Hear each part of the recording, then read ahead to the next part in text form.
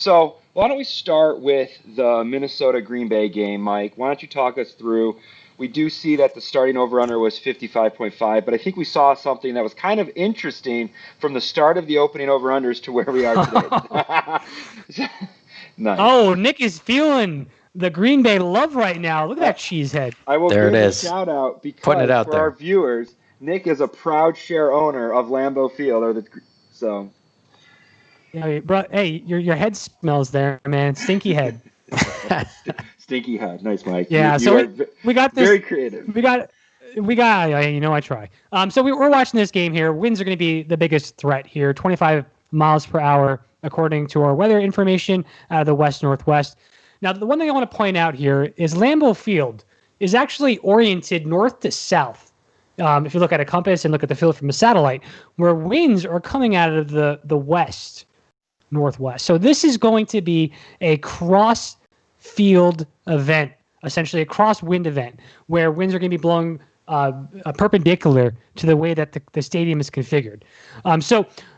This asks some questions now, right? Like, what type of impacts might we expect from essentially these high winds? Well, we could start with the Vikings, guys. The quarterback Kirk Cousins, he's been mediocre at best this year. He does seem to be getting a little bit more of a step when he starts playing the ball with Thielen and the rookie Jefferson.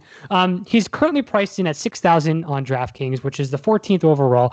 Looking into his statistics, Kirk Cousins back in games where winds were 20 miles per hour or greater, he's only had 3 games in his 95 game career, and all 3 of those games he was with the Washington Redskins. So we haven't really seen it yet with regards to Kirk Cousins and how he actually produces in the new offense in a windy environment.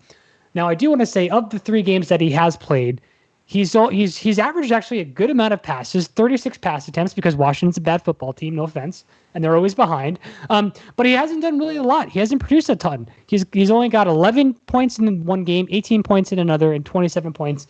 So, and just a tidbit here, the 11-point game when Kirk Cousins, didn't really perform well in these windy conditions. Temperatures were cold. They were 14 degrees. We're not expecting it to be that cold in Green Bay this week in the upper 30s. So just wanted to point out there, we're still, unfortunately, Cousins doesn't have a huge amount of sample size here, but he is going to, something that I'm not targeting him in my DFS lineups this week. I don't know how you guys feel about Cousins. Yeah, I'm with you, Mike. I'm not targeting him here. I just don't trust him in these conditions. I just don't trust him against Green Bay. Period. At Green Bay, I'm staying away from Cousins this week.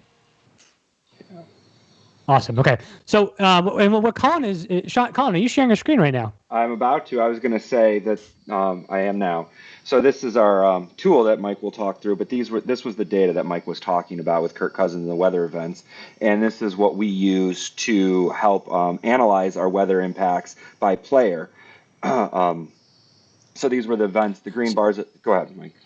So Colin, if you change the wind speed slider to 20 miles per hour and take put the precipitation off to 0, that way we can games and we can understand exactly how he performs. And I think if you go down to now the table, I can take a look at what we're looking at here. If you scroll down the page, Colin, and okay, so we have 2 games, and I know we did some updates in the back end here. So this kind of shows it here that there's a chance that he doesn't perform well versus one of the games he did pretty not bad there with a 26-point game. So 375 yards and 3 touchdowns. So that's interesting there that he did pretty well. So moving on from Cousins, I want to focus on who he's throwing the ball. Adam Thielen and Justin Jefferson. Jefferson's actually rated the number 1 rookie wide receiver so far this year. He's been amazing. And Adam Thielen has been a star, right? He was at one point he was rated the number 1 wide receiver in fantasy football when looking at all statistics. So Thielen, he's pretty high on DraftKings. He's at a $7,200 price point. He's only had 1 game in wins greater than 25 miles per hour, and he played against my New York Jets. Guys, any idea on any thoughts about how he might handle a matchup against my New York Jets? Well, I think he'll do fairly well in a normal game. So I can't imagine. He crushed it.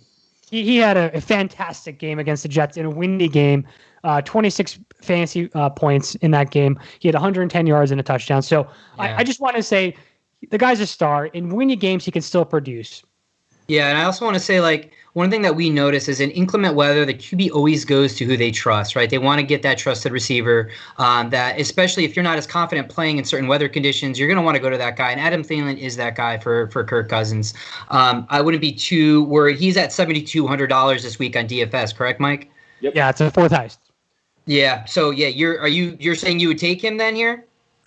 If I was paying up, it's someone to consider. I think he's a safe option if you want to play up and pay up for essentially your wide receiver. But actually, this week I'll give you a little sneak preview. I'm not paying up in wide receiver this week. I'm actually paying up in running back this week.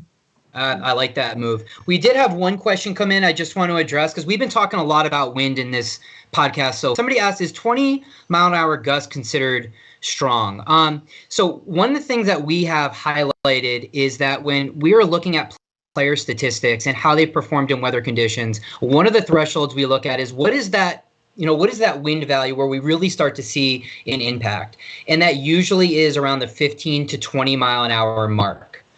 Sustained winds, right? Sustained. Yes, There's a difference. Yeah, more sustained. But I mean, hey, if we have gusts that are persistent throughout the game, we've also seen that can have an impact as well. Now, for tonight, I think this question is in regards to tonight. We don't expect high winds for a majority of the game. We're talking more in the 10 to 12 mile an hour range, maybe some isolated times of 20 plus, but we're not expecting that to be very impactful because it's just not going to persist long enough throughout the game to be impactful. Yep. I think that's a good call there, Sean. Okay, so let me keep rolling up with our lineup here for the Vikings game. Let's go to Green Bay. Well, but before we get there, I just want to make a note. Dalvin Cook's coming back, guys. He's back from injury. I'm sure Minnesota is excited to have him back. I try to look at some statistics for Dalvin Cook in windy games. He hasn't played any games where winds were greater than 20 miles per hour, so this is probably going to be the windiest game of his career. But I think he's going to be a safe floor play this week. Green Bay is ranked 29th against the run. And I'll tell you right now, guys, Dalvin Cook's in my starting lineup for DFS this week. He is a pricey option, though. He's 7,500, so he's the third highest running back on the slate. But I love his matchup this week, and I think he's going to be a solid floor. Just hope he doesn't get injured. There's that chance coming off injury. You got to be concerned a little bit. So if you want to roll the die, I think Dalvin Cook it could be a decent play. Speaking of it's always a little risky. Go ahead. It's always just quickly. It's always a little risky taking those players once they're coming back from injury. But I agree, Mike. If he's in and he's healthy, he could really be a boom candidate this week. So switching gears, Mike, taking it to the Green Bay. But I got a question. What if Williams comes back? What do you think the Green Bay game is going to look like? The run game. Do you mean Adam Jones? Adam Jones, yeah. Yeah. So okay, I'll skip over to the running backs quick. Adam Jones. I was hoping he was going to play last week. It was a surprise injury late in the week. You never love to see those types of injuries. He ended up not playing, right? Looked at his status today. He hasn't practiced either yesterday or today.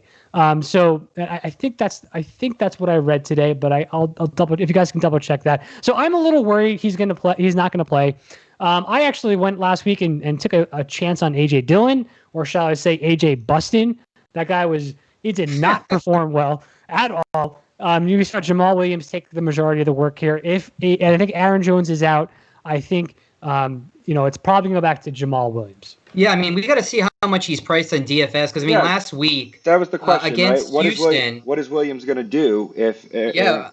Yeah. So what do you? Yeah, I think we got to look at his price point if you're talking DFS. I mean, he once had 20 points in our league. He had 19 carries, 77 yards, and a TD last week. So that tells me that they want to give him that opportunity if he is to go in the game. Yeah. So my question still remains. Yeah. Go ahead, Mike. So you're asking what happens with Jamal Williams if Adam Jones comes back? Is that correct? Yep. Yeah. So I think you're going to see Adam Jones take on at least half the work share. Williams has been involved a lot in the passing game, so he's been getting, I think, 3 or 4 targets a game. But we've seen Jones as the superstar of that team. I suspect Jamal Williams will take a backseat to Adam Jones in this one. But Nick, you are the local resident expert in Green Bay Packers. How do you feel about that statement? I think Williams will be the guy this week, and he's priced at 6,100 on DFS. So could be an interesting buy there. Of course, I didn't start him last week in our fantasy league when he had a good performance, but Tyler Lockett solved that problem for me. Oh, He solved a lot of people's problems. There's a lot going on in that game, but we're going to move on to another game affected by this. No. Let's really quickly here. I know, but we got to talk about Aaron Rodgers quick. Come on. He's the third highest priced quarterback on DraftKings. Yep. Yeah. He's 7,600. He's had 3 games with wins greater than 20 miles per hour. And I just want to mention, he still produces close to his career average in windy games. Yep. So he's going up against the Vikings, who've been the 25th most points to opposing quarterbacks. He's got the best matchup when you remove Patrick Mahomes against the Jets, because we all know that Kansas City is going to steamroll the Jets, so it could be another Kansas City defense performance. We'll see. But he does have a pretty good matchup in this week, and I think he could be a reasonable play in DFS. I'm done here.